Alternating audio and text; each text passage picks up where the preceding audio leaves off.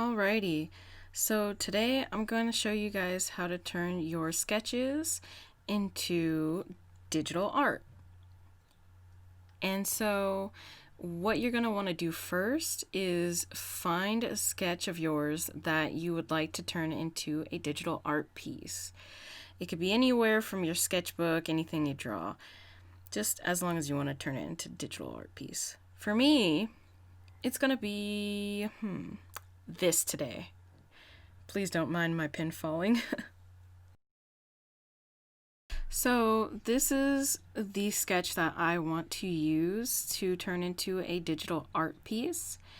I know it's a bit blurry, but my camera couldn't focus. So the first step is to get your sketch that you want to use. This is the sketch I want to use. And the next step in my process is to get your phone, and mine's cracked, I know, looks gross, horrible, sorry, just don't mind that. You're going to want to get the app camscanner, and it's a fun little app where you can take pictures of your documents, your sketches in this particular instance, and it'll scan them as if it was a regular flatbed scanner or a printer scanner. You just open it up, and I know I got errors, and you're going to want to press that button. And then you'll take a picture of your image and scan it. Real easy. So once you've taken your picture of your sketch, then you'll be able to clear it up and make it look like a regular scanned image, like you would with a flatbed scanner or a scanner on your printer. And as you can see, it comes out really nice, pretty clean. And now you're ready to log into your camscanner account on your computer so that you can bring it up in your art application of choice and work with it.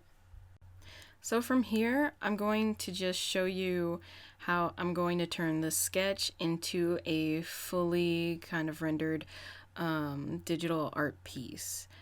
Now, I'm doing this in Clip Studio Pro EX, I believe, and it does have a feature where you can turn your fully scanned sketch into line art by taking all the white space and turning that into opacity, so that the only thing left would be the sketch line art.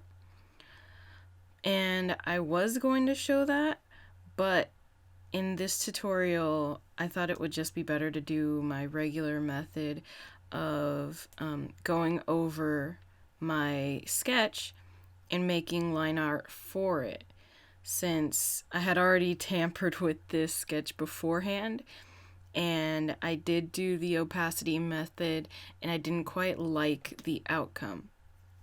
So I thought I would just make clean line art for it and show you that process.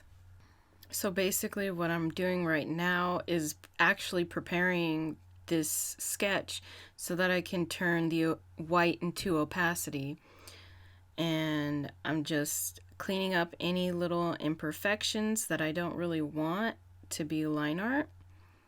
And it's kind of an unnecessary step, but if you do have a program that has that feature and you would like to use that, or if you have like Clip Studio and you have that feature, then this is something you would want to do before you start coloring and everything. So basically all I did from here is make two new layers. One is a gray paper layer that goes beneath the scanned sketch. That way when I turn that scanned sketch's opacity down so that it's not very visible, then it won't really make it more visible as like a white background. And it won't make it invisible with a transparent checkered background. Then I created another transparent layer on top of that scan sketch so then I can start my line art. And I went over the characters first. I broke up the layers into characters and then background, and then further down the line I did, effects and more background, just so it's simpler to make sure everything's kind of separated and nothing gets in the way of something else. Now, I also wanted to say that I am using a Gaumon tablet, a screen tablet. As far as for doing any kind of digital work, you can always use a screen tablet, an iPad tablet and a stylus, a Amazon Fire tablet and a stylus, a regular non-screen tablet like a Wacom Bamboo, or anything that you really have your hands on. You could even use, honestly, a computer mouse. What your materials are that helps you get to this point is whatever you choose, whatever you can afford, and whatever you're comfortable with. Now, when working with a screen tablet, I do suggest that you have patience with yourself.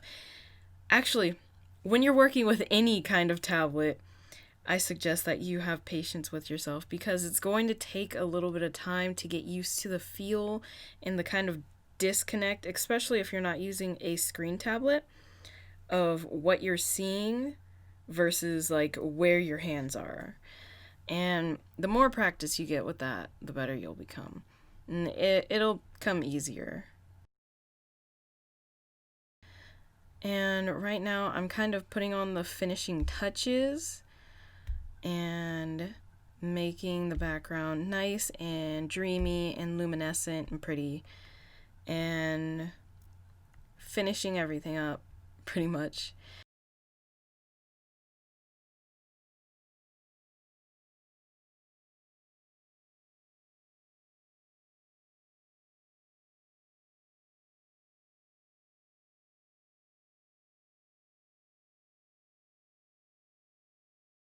There it is. It's finished.